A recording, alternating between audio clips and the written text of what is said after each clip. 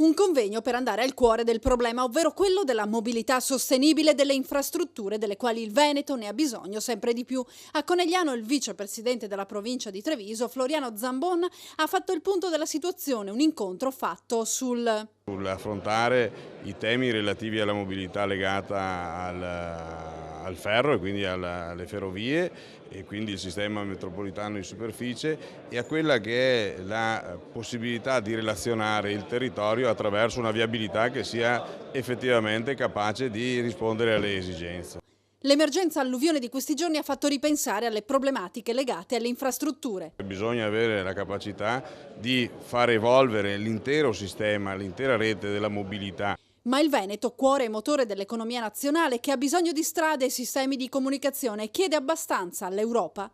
Nelle nostre zone dobbiamo completare l'alta velocità sulla parte che rimane da Venezia aeroporto Trieste, poi tutta l'alta portualità dell'Alto Adriatico, perché noi dobbiamo creare un sistema di portualità dove le navi, le autostrade del mare che provengono dall'est, noi dobbiamo catturarle, dobbiamo cercare di creare le condizioni di portualità e di trasporto verso l'interno.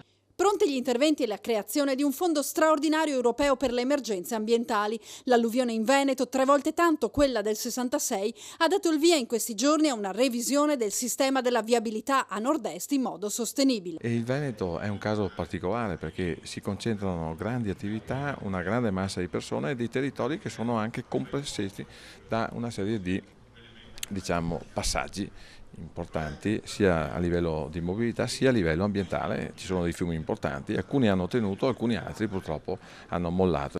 Treviso, cuore del Veneto, dove la presenza antropica è sviluppata all'ennesima potenza e dove c'è bisogno di una migliore riorganizzazione e ancora di grandi opere. Sul fronte delle infrastrutture noi dobbiamo con decisione continuare sulla linea già impostata, già tracciata, che sono insieme grandi opere di cui il nostro territorio ha bisogno, le opere medie con il lavoro di Veneto Strade, le opere puntuali per levare quei punti più pericolosi della nostra viabilità, in particolare per Conegliano. Io credo sia maturo ormai il tempo della tangenziale sud perché non ci si arriva più e poi continuare sul fronte del ferro, quindi puntare decisamente sulla metropolitana di superficie. Voi sapete, con il secondo lotto della metropolitana di superficie arriviamo a Conegliano e anche il trasporto merci con alta capacità.